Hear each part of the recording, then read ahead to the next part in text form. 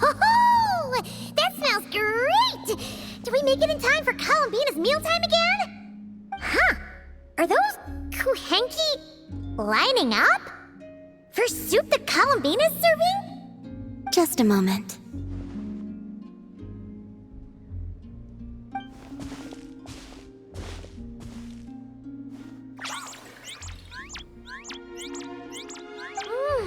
Wow! This is really good! Refreshing, tasty fruit soup! Paimon's never had anything quite like it! Another serving? Make that two!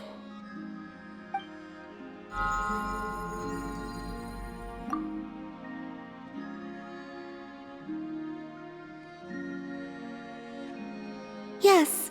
I asked Anefa for some basic recipes, and I've made several attempts. The Kuhenkian animals have both responded quite positively. Well, my sleeves are too wide. They brush against the pot if I'm not careful. I struggle somewhat with making desserts, though. You have to get the temperature and proportions just right.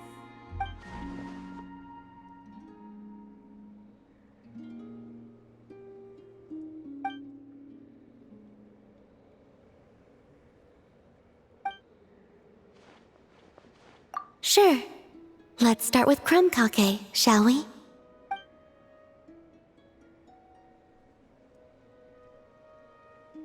Would you like to try one?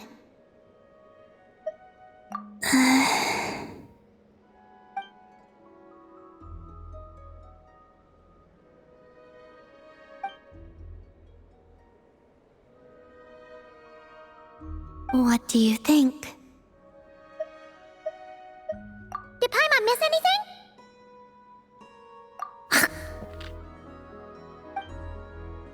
Ah! It's so sour! What are you trying to do to Paimon? It's all about the initial taste! Couldn't one of you have warned me to take a smaller bite? If you hadn't said anything, Paimon would have thought this was a prank. Watching people's faces pucker or something. Okay. Let me try again.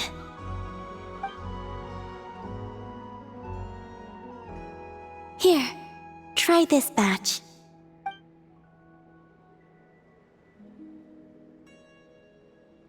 Really? Paimon wants some too! That's the stuff!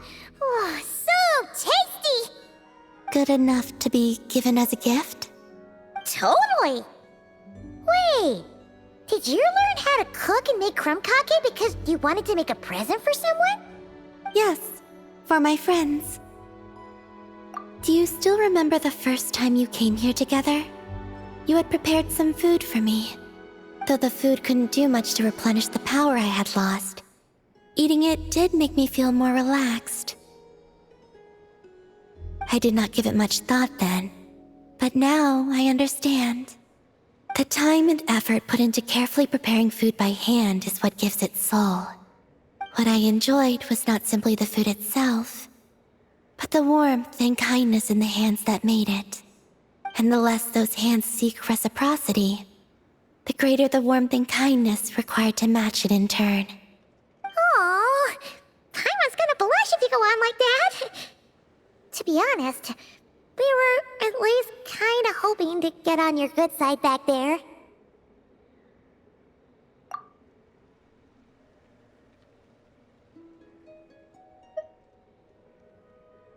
Indeed. But now that I understand all this, I'd like to do a little more. It's a wonderful feeling. Would you come with me to visit our friends? Apart from the crumb kake, I have also prepared a few other gifts. But they must be sent in secret. Why in secret? If you don't mind Paimon asking. Well, you've always been the ones to pleasantly surprise me. I'd like to see how my friends will react when the tables are turned.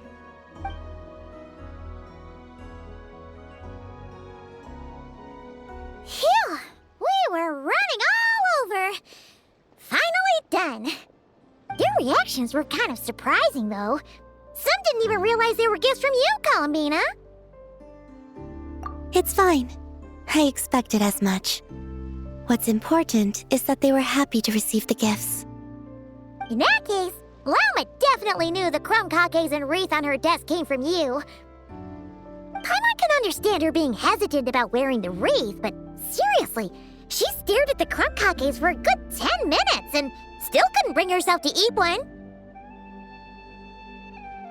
It seems Yehoda got quite the fright, though. Perhaps we shouldn't have slipped the gifts directly behind her. Maybe she's just naturally more alert? Still, she seemed to calm down when Astro came over to paw at the scratching post you sent. As for our other friends who aren't a Not Cry, I'm counting on you to deliver their gifts.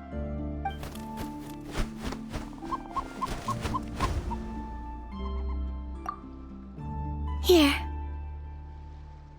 Ooh, is it finally our turn? Huh? Candies?